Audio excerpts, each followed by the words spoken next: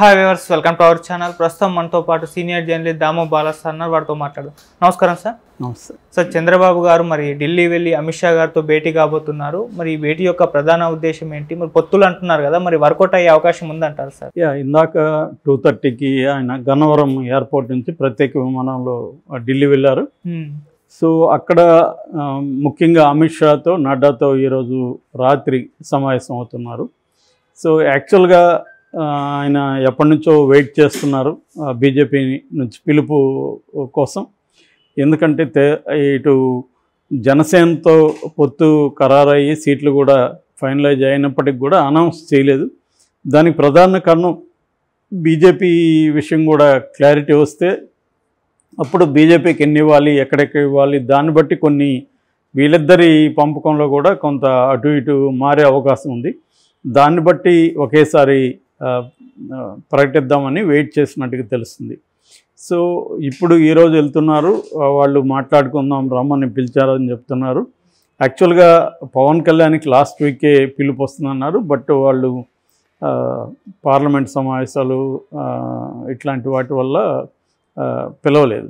So ఈరోజు చంద్రబాబు వెళ్తున్నాడు. ప్రధానంగా అక్కడ పొత్తులు ఆల్రెడీ పొత్తులకి వాళ్ళు సిద్ధమయ్యారా బీజేపీ, లేదు ఇంత మాట్లాడినాక అప్పుడు మళ్ళీ మేము ఫైనలైజ్ చేసి మళ్ళీ మీకు చెప్తామంటారా, ఇంకా ఏమీ తెలియదు. కానీ తెలుగుదేశానికి సంబంధించిన పత్రికలు మాత్రం ఆల్రెడీ వాళ్ళు పొత్తుకు సిద్ధమయ్యారు. ఇంకా ఓన్లీ విధి విధానాలు మాట్లాడుకోవడం, ఎక్కడ ఎన్ని సీట్లు ఎంపీ సీట్లు ఎన్ని ఇస్తారు, ఇటు ఎమ్మెల్యే సీట్లు ఎన్ని ఇస్తారు, ఈ విషయాలు మాట్లాడుకోవడానికే చంద్రబాబుని పిలుస్తున్నారు. కానీ ఆల్రెడీ పొత్తులకు వాళ్ళు ఒప్పుకున్నారు అనేది తెలుగుదేశానికి సంబంధించిన మీడియా రాస్తున్నారు. అట్లాగే అదే మీడియా ఇంకొక విషయం కూడా రాస్తుంది. అదేంటంటే తెలుగుదేశంలో చాలామందికి కొంత ఇబ్బంది ఉంది, ఉత్కంఠతో ఎదురు చూస్తున్నారు, చాలామంది సైలెంట్గా ఉన్నారు అనేది కూడా. అంటే ఎందుకన్నా మంచిది అటైనా ఇటైనా ఒక మాట వేసి పెట్టినట్టే కనబడుతుంది. అంటే ఒకవేళ పొత్తు కుదరకపోతే ఒక వెర్షను, కుదిరితే ఇంకొక వెర్షను, అది కనబడుతుంది. సో ఈరోజు ఇంకొక విషయాన్ని కూడా వాళ్ళు రాసింది ఏంటంటే, ఆల్రెడీ అసెంబ్లీలో జగన్ వాయిస్లో మార్పు వచ్చింది. ఇప్పటివరకు జగన్ కంప్లీట్గా బీజేపీకి సరెండర్ అయి ఉన్నాడు. అయితే ఈరోజు జగన్ అసెంబ్లీలో ఈ పొత్తులు ఈ బీజేపీ కేంద్ర ప్రభుత్వానికి వ్యతిరేకంగా తన వాయిస్ రైజ్ చేశాడు. కేంద్ర ప్రభుత్వం ఇవ్వాల్సినంత డబ్బులు ఇవ్వట్లేదు, అందుకని 41,000 కోట్లు ఇవ్వాలంటే 31,000 కోట్లే ఇచ్చింది. దానివల్ల మనకి రాష్ట్రానికి చాలా ఇబ్బందులు ఎదుర్కోవాల్సి వచ్చింది. అయినా కూడా ఉన్నంతలో బాగానే చేశాం అనే విధంగా, అంటే కేంద్ర ప్రభుత్వం మీద అతను విమర్శ అసెంబ్లీలో చేయడం అనేది మొదటిసారిది. సో అనేది కూడా వాళ్ళు చెబుతున్నారు. అంటే ఎందుకు ఈ వాయిస్లో చేంజ్ వచ్చింది అని, ఇది మేజర్గా జరుగుతున్నది. అయితే ఇప్పుడు పొత్తు ఉంటే ఏం లాభం, పొత్తు లేకపోతే ఏం లాభం అన్న వెర్షన్స్ ఆల్రెడీ తెలుగుదేశంలో వినిపిస్తున్నాయి. చాలామంది తెలుగుదేశంలో కేడర్ కానీ సెకండరీ స్థాయి నాయకత్వం కానీ బీజేపీ పట్ల వ్యతిరేకతతో ఉన్నారు. కానీ చంద్రబాబు ప్రధానంగా బీజేపీతో కలిసే వెళ్దామని, చంద్రబాబు కానీ పవన్ కళ్యాణ్ ఇద్దరు కూడా బీజేపీ లేకుండా వెళ్ళొద్దు, ఏదో పద్ధతిలో బీజేపీతో కలిసే వెళ్ళాలన్న ఆలోచన గట్టిగా ఉంది. దానికి వాళ్ళు చెప్తున్న ప్రధాన కారణం ఏంటంటే, జగన్ని ఎదుర్కోవాలంటే, ముఖ్యంగా గ్రౌండ్ లెవెల్లో పోల్ మేనేజ్మెంట్ స్థాయిలో జగన్ ఎదుర్కోవాలంటే కేంద్రం సపోర్ట్ ఉండాలి, అది లేకపోతే జగన్ చాలా ఇబ్బందులు పెట్టే అవకాశం ఉందనేది ప్రధానంగా చంద్రబాబు భయపడుతున్న ఫ్యాక్టర్. కానీ దాన్ని ఫోకస్ చేయకుండా గతంలో కూడా మీడియా, తెలుగుదేశం మీడియా ఏం చెప్పిందంటే, బీజేపీ ఫోర్స్ చేస్తుందని ఒకసారి, బీజేపీని గట్టిగా పట్టుబడుతుంది పొత్తులు కానీ ఒకసారి, ఇలాగ రకరకాల పద్ధతుల్లో రాసుకుంటూ వచ్చారు. నేను దీన్ని గతంలో కూడా అనలైజ్ చేశాను ఎందుకు అలా చేస్తున్నారని. సో బీజేపీతో వాళ్ళకి పోవడం వల్ల లాభం ఏంటి, పోకపోవడం వల్ల లాభం ఏంటి అనేది మనం డిస్కస్ చేస్తే, ముందు పోవడం వల్ల వాళ్ళకి లాభం వచ్చి ఓన్లీ బీజేపీకి వచ్చే 1% లోపలే వచ్చాయి లాస్ట్ ఎలక్షన్లో. అది ఇంకా తగ్గింది తప్ప పెరిగిందేమీ కనబడలేదు మనకు బీజేపీ పరిస్థితి. సో వీళ్ళకి ఓట్ల పరంగా తీసుకున్నప్పుడు బీజేపీ నుంచి వచ్చే ఓట్లు వీళ్ళకి పెద్ద దాన్ని కౌంట్ చేయాల్సినంత పరిస్థితి ఏం లేదు. అయితే మరి ఎందుకు పోతున్నారంటే, ఇందాక చెప్పినట్టుగా జగన్ని డీల్ చేయడం కోసం పోతున్నారు. ఆ యాంగిల్లో బీజేపీ వల్ల ఉపయోగం ఉంది. బీజేపీ కానీ గట్టిగా జగన్ కంట్రోల్ చేస్తే, మరి బీజేపీ చేస్తుందా అనేది ఒక డౌట్. ఎందుకంటే రాజ్యసభలో బీజేపీకి జగన్ మద్దతు కావాలి లోక్సభ కంటే కూడా.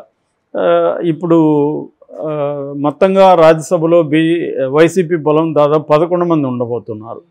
కాబట్టి ఒకవేళ చంద్రబాబు అటు ఇటు అయినా రేపు పొద్దున జగన్ వాళ్ళకి అవసరం అవుతాడు. రెండోది, జగన్ ఇప్పటివరకు వాళ్ళ మాట జవదాటకుండా ఉన్నాడు. వాళ్ళకి అనుగుణంగానే అన్ని విషయాల్లోనూ నడుచుకుంటున్నాడు.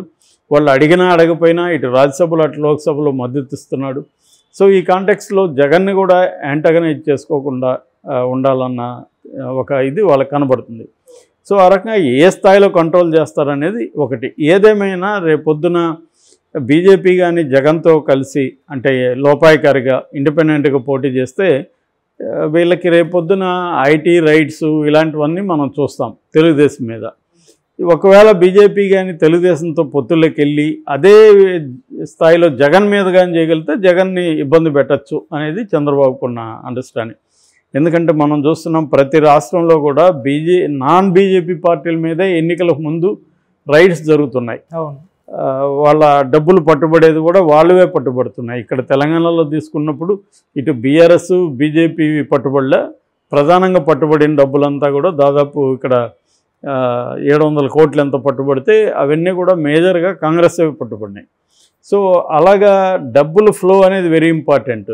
సో ఇటువంటివి ఆలోచిస్తున్నాడు చంద్రబాబు. అంటే రేపు డబ్బులు ఫ్లో కావచ్చు, అట్లాగే లోకల్గా బూత్ స్థాయిలో జగన్ బలం స్ట్రాంగ్గా ఉంటుంది లోకల్గా. సో ఓట్లు వేయాలని జనం వచ్చినా కూడా వాళ్ళ దగ్గర వేయించే ఒక మెకానిజం అనేది ఇంపార్టెంట్. సో రేపు పొద్దున జగన్ కానీ అధికార దుర్వినియోగం పాల్పడితే కేంద్ర బలగాలను పిలిపించవచ్చు. ఆ రకంగా మోడీ హెల్ప్ అవుతుంది అనేది ప్రధానంగా ఆలోచిస్తుంది. అయితే నష్టాలకు సంబంధించిన ఆస్పెక్ట్స్ కూడా ఉన్నాయి. ప్రధానంగా ఏంటంటే ఇప్పటివరకు ఆంధ్రప్రదేశ్కి మోడీ ప్రభుత్వం ఏ రకమైన మేలు చేయలేదు. పోలవరం కంప్లీట్ చేయలేదు, తర్వాత రైల్వే జోన్ చేయలేదు, ఉక్కు ఫ్యాక్టరీ దాన్ని ప్రైవేటు పరం చేయడం ఆపలేదు, ఆ ప్రాసెస్ చేస్తున్నారు. ఇప్పుడు కూడా కొంతమందికి ఉద్యోగాలు పోయినాయి. తర్వాత అన్నిటికంటే ఇంపార్టెంట్గా ప్రత్యేక హోదా ఇవ్వలేదు, కనీసం ప్యాకేజీ ప్రకటించలేదు. విభజన హామీలకు సంబంధించిన బాకీలు తెలంగాణ నుంచి రావాల్సి ఉంటే దాన్ని ఏమాత్రం పట్టించుకోవట్లేదు.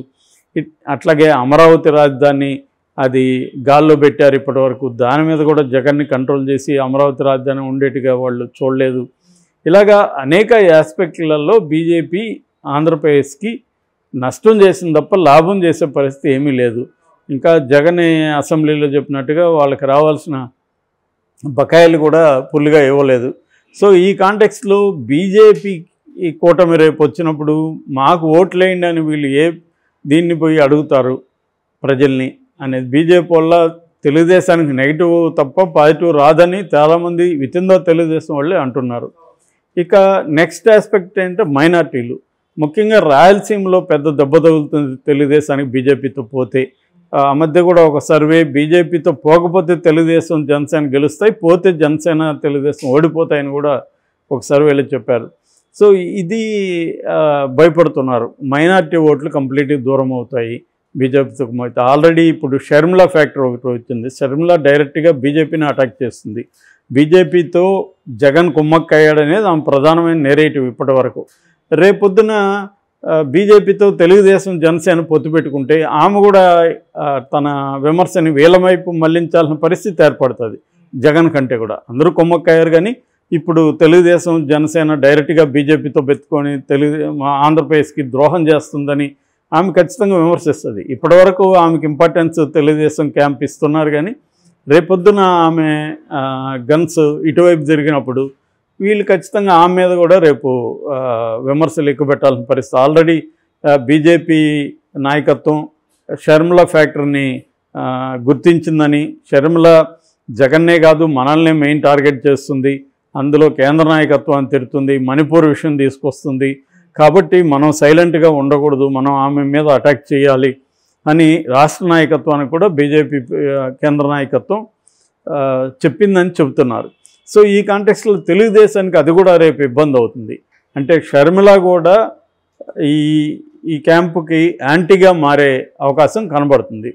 ఆ రకంగా షర్మిల ఏంటంటే థర్డ్ ఫ్రంట్కి వెళ్ళిపోతుంది. వీళ్ళందరూ ఒక ఫ్రంట్ అయితే రేపొద్దున కాంగ్రెస్ కూడా షర్మిలతో కలిసి సిపిఐ సిపిఎంలు కూడా కాంగ్రెస్తో కలిసే అవకాశం కనబడుతుంది. ఓకే. సో అప్పుడు కొన్ని చోట్లైనా అంటే ట్రయాంగిల్ బ్యాటిల్ నిజంగా వాళ్ళు ట్రయాంగిల్లోకి వచ్చేంత స్థాయి ఉందా అని చెప్పలేం, కానీ కనీసం ఒక ప్రచార విషయంలో అయినా ట్రయాంగిల్ ఇది కనబడుతుంది.